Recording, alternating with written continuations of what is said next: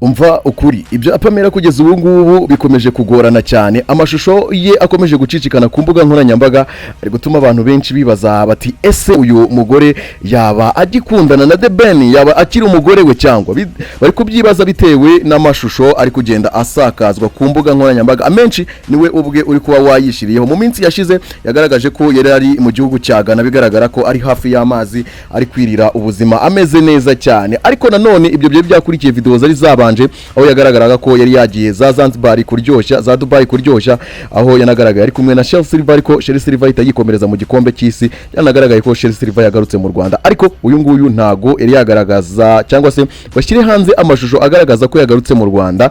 Byatangiye kuba ikibazo ubwo Ashton Hall yageraga mu rugo rwiwe, ubwo ni urugo rwa The Ben, ariko bikaza kurangira bigaragaye ko nta mugore wari uhari muri urwo rugo. Ubwo baravuga Pamela ntago yagaragaye muri ibi birori byari byabereye iwe, ariko amakuru avuga ko yabashije kuvugana na Ashton Hall kuri bakoresheje video call. Hanyuma rero abantu baribaza bati ese uyu mugore ibyo yavuze mu myaka yatambutse muri 2019 ubwo yitabiraga Miss Rwanda byaba ari ibyanya byo yatangaje ko we aba yumva adakwiye cyangwa se kuri we atari ngombwa gushaka umugabo, aba yumva umugabo ari stress cyane, avuga ko ubundi yagakomeje kwirira komeza kwirira ubuzima yiturije neza. Ati nindamuka nashatse umugabo dushaka kuzabyarana, ariko nkagira umwana, ariko nkahita nikomereza kwirira ubuzima bwanjye. Abantu benshi ku mbuga nkoranyambaga baravuga bati uyu mukobwa n'ubundi yari ari muto cyane ugereranyije na The Ben umurusha imyaka hafi 10, avuga bati uyu mwana yarakeneye kugenda yirira ubuzima. Abandi bati ese niko yakabaye ari kubigenza? Ubwo bari gukurikiza cyane amashusho y'uyu mukobwa. Amwe muri ayo mashusho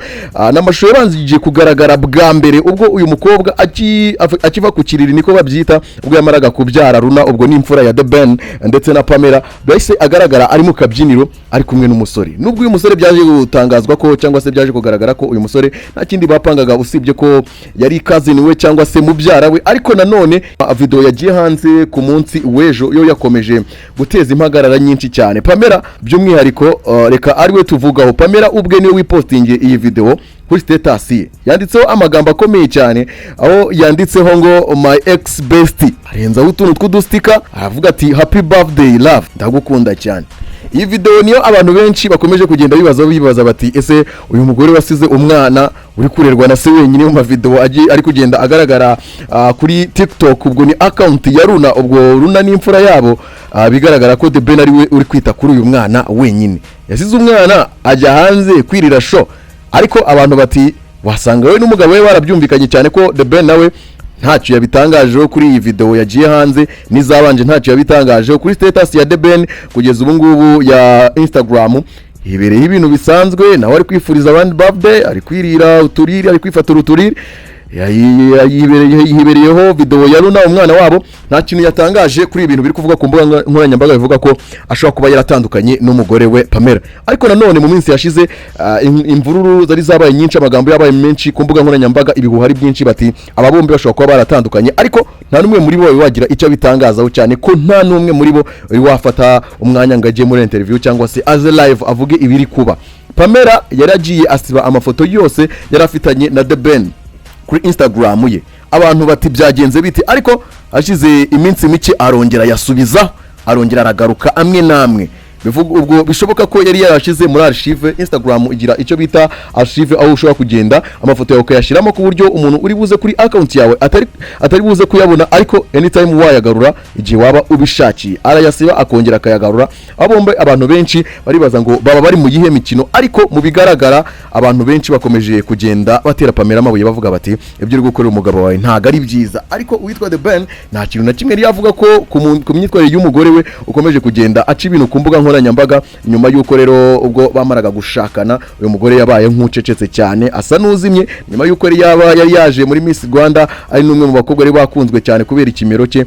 Ngiye kugaragariza abantu rero ko kubyara bitatuma isura ye cyangwa se imiterere ye ihinduka. Ni ifoto yashize kuri Instagram ye, aho yanditseho amagambo akomeye cyane. Uyu mukobwa Pamela yashize kuri Instagram ye amafoto agera kuri ane yose.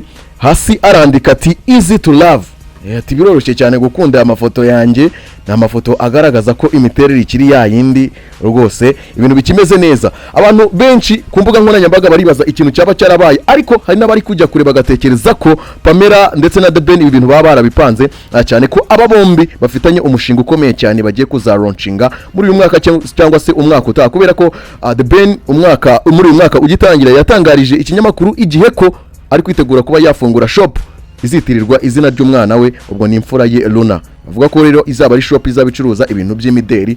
Barabaza bati ese uyu mugore yaba yaragiye kurangura ariko akaba ari gutwika cyane kugira ngo ku mbuga nkoranyambaga abanze avugwe kugira ngo iduka rifungura abakiri bazaze bisuka cyane. Murabyuka cyane kuko uwitwa Mutesi Jolly ubwo yajyaga gufungura shop hariya muri gihugu cy'abaturanyi Igoma, yabanje gutwika cyane we n'abarugumi, ibintu birabanza birashyuha cyane. Bari kwibaza bati ese ubundi uyu Pamela agamije iki, cyane ko The Ben nta kintu arabitangazaho ndetse n'uyu Pamela nta kintu arabivugaho kubigendanye n'amashusho akomeje kugenda asakaza ku mbuga nkoranyambaga, amenshi ntanatinye no kuba ari we uyitangariza kuri Instagram ye, ariko The Ben nta kintu yarabitangazaho kugeza ubu ngubu. Ukuri guhari nuko aba bombi nta na kimwe baratangaza kuri Instagram cyangwa se ahari hose ngo bavuge niba baratandukanye cyangwa se bataratandukanye, ariko ibigaragara nuko The Ben amashusho menshi ari kujya ku mbuga nkoranyambaga ari kumwe n'umwana we, ariko umugore we adahari. Biravuga ko ashobora kuba amaze hafi ukwezi kose atari mu rugo, kandi mu bigaragara niba ari muri Ghana, ubushize akaba yarari muri Zanzibar, akaba yari Dubai, bigaragara uyu mugore ntago aheruka kuba ari we, ariko nanone